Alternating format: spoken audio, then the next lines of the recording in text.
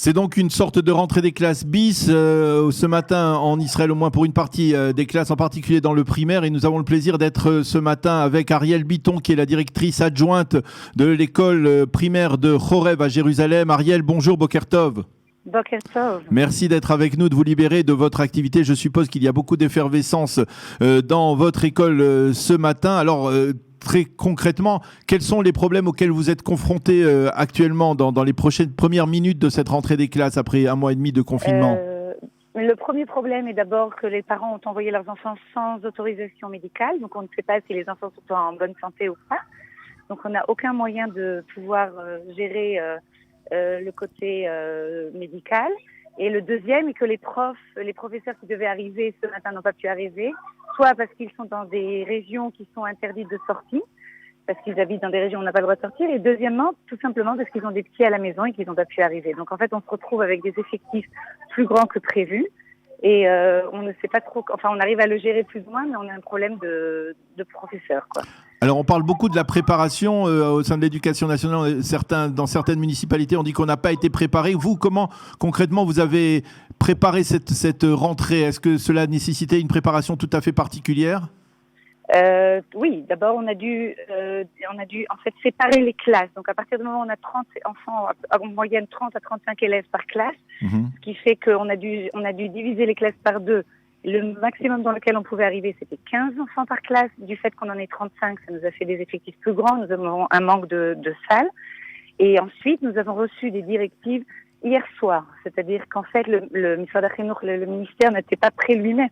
Donc, il nous envoie les enfants, il nous demande d'ouvrir les écoles. Mais nous n'avions aucune idée de comment nous allions faire les choses et quelles étaient leurs exigences. Et du fait qu'ils ont libéré maintenant des parents qui ont des enfants en bas âge, donc ce qui fait que nous avons moins de profs. Du fait qu'ils ont ensuite demandé que tous les parents envoient avec un certificat médical, ça nous empêche aussi après de rentrer. Les parents envoient quand même leurs enfants parce qu'ils ne le savaient pas, et du coup on se retrouve avec des enfants qui sont à la porte, qui n'ont pas le droit de rentrer dans l'école. Enfin bref, c'est un peu, ça a été une mauvaise organisation et ça a été peut-être un petit peu trop tôt par rapport à ce qu'on aurait pu faire. En vérité, une vraie rentrée de classe, plus sérieuse. Alors, est-ce que vous avez le sentiment que ce sont des problèmes qui peuvent se résoudre dans les prochains jours, qu'il va falloir s'habituer à cette nouvelle réalité? Oui, d'après moi, d'ici 2-3 jours, on sera bien organisé. On aura plus ou moins... Tout d'abord, on saura exactement comment il faut agir. Du fait, par exemple, quand on envoie un enfant et que l'enfant se retrouve à la porte de l'école et qu'il est tout seul et qu'il a à peine 7 ans, on ne sait pas du tout ce qu'on doit faire. Donc, on rappelle les parents qui sont partis au travail, du coup, qui doivent se libérer de leur travail à nouveau. Je pense que petit à petit, ils vont essayer de nous trouver des solutions et on pourra peut-être, on sera mieux organisé, quoi. Alors, concrètement, dans les salles de classe, avec des classes au maximum de 17 enfants, est-ce qu'il va y avoir des séparations, par exemple, des sortes de plexiglas, comme on l'a vu dans certaines classes en Corée du Sud? Comment ça va se passer? Est-ce que les enfants doivent porter un masque en permanence? Alors voilà, le même problème. Voilà, les enfants sont obligés de porter un masque quand ils sont dans la cour, simplement. Dans les classes, ils ont le droit. En fait, du fait qu'on est 15 par classe, donc c'est un enfant par table, qui fait qu'ils sont assez loin les uns des autres. Et nous avons, sur ce plan-là, nous sommes tranquilles et nous n'aurons pas besoin de séparation supplémentaire.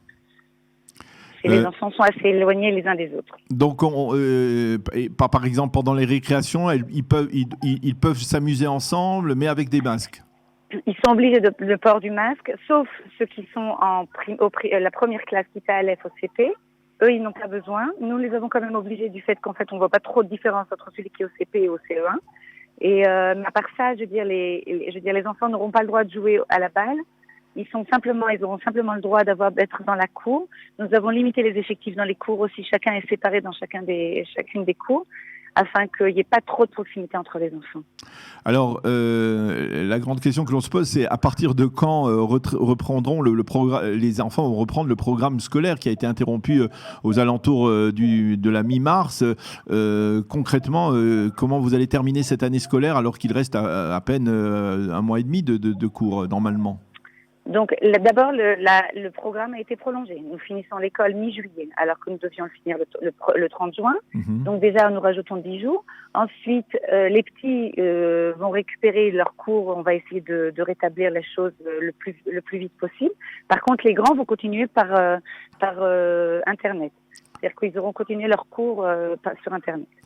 Est-ce que vous allez parler, par exemple, dès aujourd'hui, les enseignants ont reçu comme directive de parler du coronavirus, de ce qui s'est passé au cours de ce mois et demi, de l'importance de ce qui s'est passé, de ce qui va changer dans la vie de chaque enfant également? Oui, bien sûr.